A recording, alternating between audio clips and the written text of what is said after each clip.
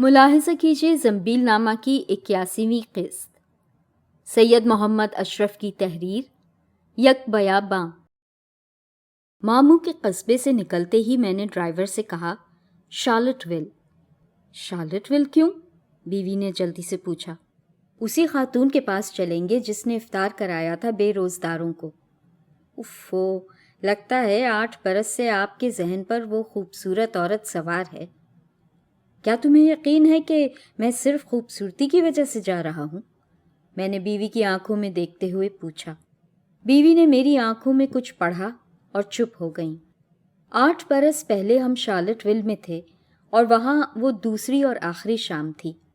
پہلی شام Virginia university کے ایک جلسے میں صرف ہوئی تھی۔ ہوٹل کے بل میں رات کا کھانا شامل نہیں تھا۔ ہم دونوں نے سوچا کہ یونیورسٹی ٹاؤن کی سیر بھی ہو جائے گی اور کھانا بھی کسی ریستوراں میں کھا لیں گے۔ ہم بازار میں گھوم رہے تھے کہ اچانک ہمیں یاد آیا کہ ہمیں ایک بیٹری کی ضرورت ہے۔ وہ دوپہر کا وقت تھا اور رمضان کا مہینہ۔ ہم سفر میں تھے اور صائم نہیں تھے۔ ہم دونوں ایک دکان میں داخل ہوئے۔ بہت پرسکون ماحول تھا۔ کئی گاہک موجود تھے لیکن کوئی شور نہیں تھا۔ کسی کے انداز سے نہیں لگ رہا تھا کہ وہ جلدی میں ہے۔ کاؤنٹر کے پیچھے قدرے دراز قد چھریرے بدن کی عورت ہندوستانی لباس پہنے کھڑی اپنے ملازمین کو نیچے آواز میں ہدایتیں دے رہی تھی۔ اس کی پشت ہماری طرف تھی۔ سیلز مین نے ہم سے پوچھا کہ وہ ہمارے لیے کیا کر سکتا ہے۔ ہم نے اس سے ایک لمحے کی معذرت کی اور آپس میں گفتگو کرنے لگے کہ بیٹری کے علاوہ تو کچھ نہیں خریدنا ہے۔ ہماری آواز بعد میں علم ہوا، گفتگو سن کر وہ عورت ہماری طرف مڑی۔ ہم دونوں ان کے حسن میں کھو گئے۔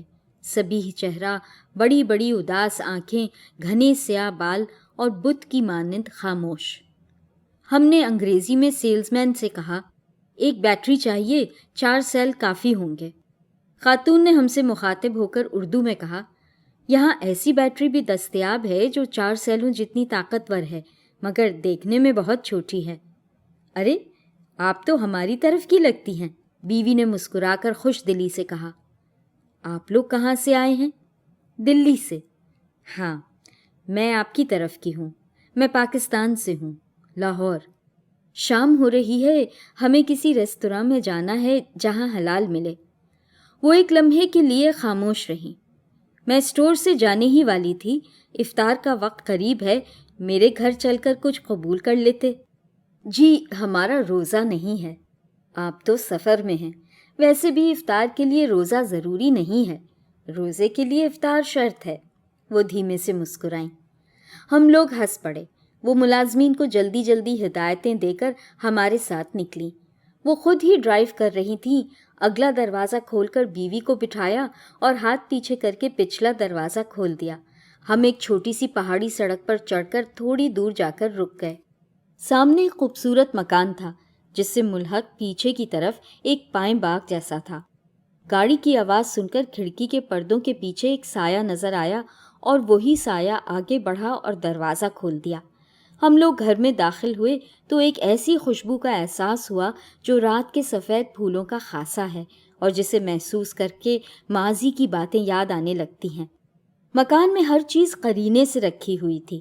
برابر کے کمرے سے ایک 14-15 سال کی بچی سر پر دوپٹے جیسی کوئی چیز اڑتی ہوئی برآمد ہوئی۔ ہم لوگوں کا تعارف ہوا۔ بچی کا نام طاہرہ تھا۔ ہمیں اب تک خاتون کا نام معلوم نہیں تھا۔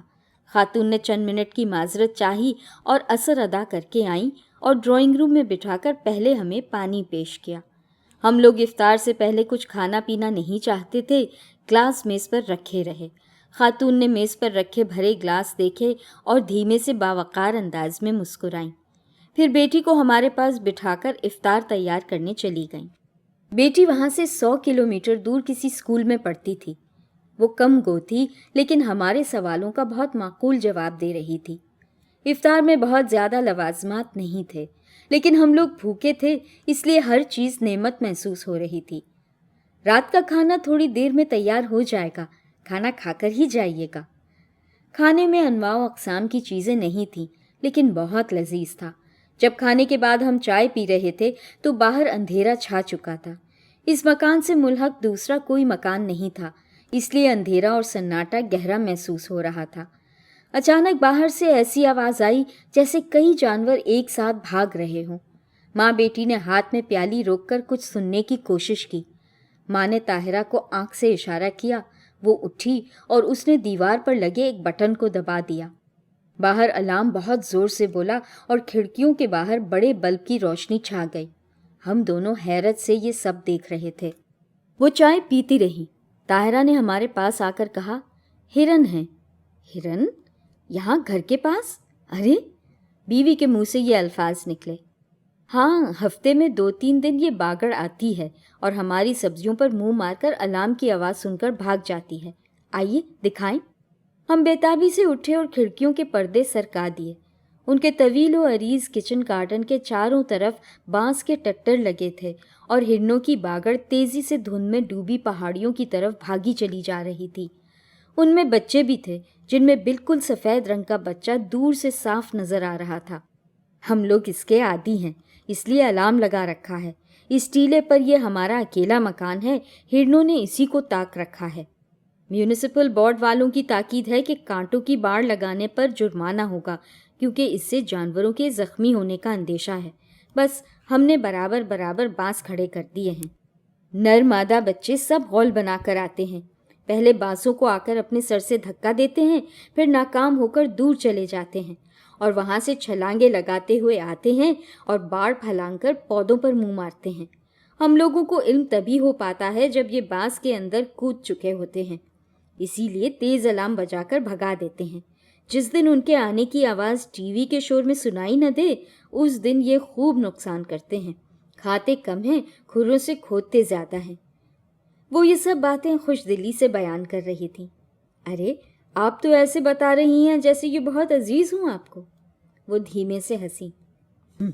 अजीज़ ही समझ लें। जब ये आते हैं तो इतनी देर को यहाँ की तन्हाई ख़त्म हो जाती है। ताहिरा तो हॉस्टल में है, बस 1 हफ्ते को आई है। मम्मा, इधर देखो, एक हिरन बांस में फंस गया है। ताहिरा बेचैनी से दूसरी खिड़की से झांकते हुए चिल्लाई। हम चारों बिजली की तेजी से किचन गार्डन में पहुंचे। वहां एक बिल्कुल सफ़ेद रंग की हिरनी 2-3 बांसों के दरमियान बुरी तरह फंस गई थी। वो ताकत लगाती तो बांस की गांठें उसकी गर्दन और पेट में चुभने लगती। हम चारों को उसने अपनी बड़ी बड़ी वहशत भरी आंखों से देखा और इज़्तिरारी तौर पर फड़कने लगी। खातून तेजी से उसकी तरफ बढ़ी और उसकी पिछली टांगों की ज़र्ब की परवाह किए बगैर उसके पिछले धड़ को अपनी बाहों में जकड़ लिया और कहा, आप इसकी गर्दन बांसों से छुड़ा दें। हम लोगों ने आगे बढ़कर पहले तो तड़पते हुए वहशी बदन को ताकत से काबू में किया। बीवी और ताहिरा ने बांसों को अलग करके आहिस्तगी के साथ उसकी गर्दन निकाली। उसके पेट पर 2-3 जगह हल्के हल्के जख्म भी पड़ गए थे। जब हमने देखा कि वो अब आसानी से आज़ाद हो जाएगी तो उसे एकदम से छोड़कर हम पीछे हट गए। वो बिल्कुल सफ़ेद रंग की थी, जैसे भेड़। वो एक लम्हे को वहीं खड़ी रही। उसका बदन थरथरा रहा था। अचानक उसे महसूस हुआ कि अब उसके बदन पर बांसों की गिरफ्त है ना इंसानी हाथों का दबाव। तो वो अपनी जगह से उछली और बांसों के पार भलांग गई। वो धीरे धीरे दौड़ रही थी। यकायक वो रुकी। उसने घूमकर हमें देखा और सीधे हाथ की तरफ अंधेरे जंगल में खो गई। अरे, ये वो वाली सफ़ेद हिरनी है जो यहाँ 2-3 बरस से नज़र आ रही है। कोई कहता है 3 है, कोई कहता है इस नस्ल की सिर्फ 1 है। क्या ये वही है? ताहिरा जैसे अपने आप से मुखातिब थी। वाकई हमने बिल्कुल सफ़ेद हिरनी कभी नहीं देखी थी, फ़ोटो में भी नहीं। खातून ने हमें धीमे धीमे बताया। इस हिरनी को देखने सामने वाली पहाड़ी पर अक्सर टूरिस्ट आते हैं। मकामी अखबारों में कई आर्टिकल भी छपे थे कि माहौलियाती तब्दीली से ये एक बिल्कुल मुख्तलिफ नस्ल पैदा हुई है। लेकिन ये तो आज बागड़ से बिछड़ गई। बागड़ तो पहाड़ी पर चढ़ गई थी उसके बच्चों के साथ, और ये दाहिनी तरफ के जंगल में दाखिल हुई है। कल मिल जाएंगे, बीवी ने कहा। अल्लाह करे, आमीन, वो बोली। हम लोग वहाँ कई घंटे रुके। हम जब उठना चाहते तो वो चाय या कॉफ़ी का हवाला देकर हमें रोक लेती। फिर वो और बीवी अंदर कमरे में चले गए। ताहिरा मुझसे बातें करती रही। वो सिर्फ अमेरिकन ज़बान बोल रही थी। वो अपने मज़ामीन, अपने हॉस्टल और मुस्तकबिल के बारे में बताती रही। वो तमाम बातें इतनी तवज्जो से बता रही थी जैसे ज़िंदगी में पहली बार उसने कुछ बयान किया हो। مجھ پر ہلکی سی تکان چھائی ہوئی تھی، میری پلکیں جھکی پڑتی تھیں، میں غنودہ ہو رہا تھا۔ اس نے میرے کندھے کو جھنجھوڑا تو میری آنکھ کھل گئی۔ بائیو کیمسٹری یا آرکیٹیکٹ، میرے لیے کیا مناسب ہوگا؟ میں اب سمجھا، وہ چاہتی تھی کہ میں اسے تعلیم کے بارے میں، اس کے مستقبل کے بارے میں کوئی مشورہ دوں۔ میں ہندوستان جا کر تم سے فون پر تفصیل سے بات کروں گا، ابھی ذہن حاضر نہیں ہے۔ اس بات پر اسے اطمینان ہوا۔ اتنے میں بیوی اور وہ دونوں نکل آئے۔ میں نے ان کے چہروں پر ایک تبدیلی سی محسوس کی۔ وہ دونوں اداس تھیں۔ وہی ہمیں ہوٹل تک رخصت کرنے آئیں۔ طاہرہ بھی ساتھ میں تھی۔ چلتے وقت میں نے پوچھا، آپ دونوں ہمیں پہنچانے جا رہے ہیں اور جو پھر ہرن کی باگڑ آ گئی تو؟ نہیں، ایک رات میں ایک ہی بار آتی ہے، بار بار نہیں۔ الارم کی آواز سے بہت خوفزدہ ہوتے ہیں یہ جانور۔ پھر وہ رخصت ہو گئیں۔ ہم ہوٹل کے پورچ میں کھڑے ہاتھ ہلاتے رہے۔ گاڑی سے باہر نکلا لہراتا ہوا ان کا ہاتھ دیر تک نظر آتا رہا تھا، پھر تاریکی میں کھو گیا تھا۔ ان کی زندگی کی خوشیاں گم ہو چکی ہیں، بیوی نے بستر پر لیٹ کر مغموم آواز میں کہا تھا۔ اب سے 3 برس قبل بیٹی کی چھٹیوں میں اسے لے کر لاہور گئیں۔ واپسی میں نیو یارک کے ہوائی اڈے پر اتریں تو انشورنس والوں کا فون آیا کہ ان کے شوہر کی کار ہائی وے پر ایک آئل ٹینکر سے ٹکرائی اور اس آگ میں دونوں ختم ہو گئے۔ دونوں؟ دوسرا کون؟ کوئی عورت تھی۔ موبائل حادثے کے وقت دور جا گرا تھا۔ وہ ایک میکسیکن عورت تھی جس کے ساتھ وہ پچھلے 3 دن سے ایک ہوٹل میں مقیم تھے۔ لاشیں اتنی جل گئی تھیں کہ انشورنس والوں نے اس عورت کی لاش کو ان کی بیوی کی لاش سمجھا۔ انہوں نے یہ بات بیٹی سے چھپا لی۔ 11 برس کی بیٹی کو سمجھایا کہ تمہارے باپ کی ایک حادثے میں موت ہو گئی، اب صبر کے سوا کوئی چارہ نہیں۔ وہ نیو یارک کے نواحی علاقے کے اپنے مکان میں گئیں اور شوہر اور اپنی تصویر والا فریم ایک جھیل میں ڈال کر واپس آئیں، اور جو کچھ ذاتی بچت کا اندوختہ تھا اسے اور بیٹی کو لے کر شارلٹ ویل کے چھوٹے سے قصبے میں آ کر یہ اسٹور قسطوں پر خریدا۔ شوہر کے ماں باپ کا بچپن میں انتقال ہو چکا تھا، کوئی بھائی بہن بھی نہیں تھا۔ دور کے عزیزوں کو حادثے کی خبر کر دی، بس اتنی جتنی ضروری تھی۔ اس درد بھرے حادثے نے ان کی زندگی بدل کر رکھ دی۔ میں حیران بیٹھا سنتا رہا۔ اب سے 3 برس پہلے کے فوٹو دکھا رہی تھیں، جس میں وہ بالکل کاکیشیا کے علاقے کی دوشیزاؤں کی طرح لگ رہی تھیں۔ سفید فام، سبک، تر و تازہ، متبسم۔ ان کی بیٹی بھی کھلے ہوئے گلاب کی طرح اپنے ماں باپ کے پہلو سے لپٹی کھڑی تھی۔ مجھے تو وہ فوٹو دیکھ کر ہی رونا آ گیا تھا۔ بتا رہی تھیں کہ اب زندگی کا مقصد صرف بیٹی کی خوشیاں ہیں، وہ پڑھ لکھ کر مہذب بنے اور اپنے گھر کی ہو جائے۔ ہمارے بیٹے طاہرہ سے بہت چھوٹے ہیں، ورنہ ہم لوگ ابھی سے پیغام دے سکتے ہیں۔ میں نے اپنے خیال کا اظہار کیا۔ وہ یہاں کے ماحول کی پروردہ ہے، ہمارے ماحول میں ایڈجسٹ نہیں کر پائے گی۔ پھر یہ بھی سوچیے کہ یہ مزید تنہا ہو جائیں گی۔ یہیں امریکہ میں شادی ہو تو بہتر ہے، اور پھر ابھی تو اس کی تعلیم کا زمانہ ہے۔ بیوی کی یہ بات سن کر میں خاموش ہو گیا تھا۔ ڈرائیور نے ایک جھٹکے سے گاڑی روکی۔ سامنے ٹیلے پر رکھا وہ چھوٹا سا خوبصورت مکان دھند میں تنہا کھڑا تھا۔ گاڑی اوپر تک جاتی ہے، اوپر چلو۔ ڈرائیور نے پہاڑی سڑک کا موڑ کاٹ کر گاڑی ان کے مکان کے سامنے کھڑی کر دی۔ گھر میں نیم تاریکی جیسا سما تھا، شاید وہ ابھی اسٹور سے واپس نہ آئی ہوں۔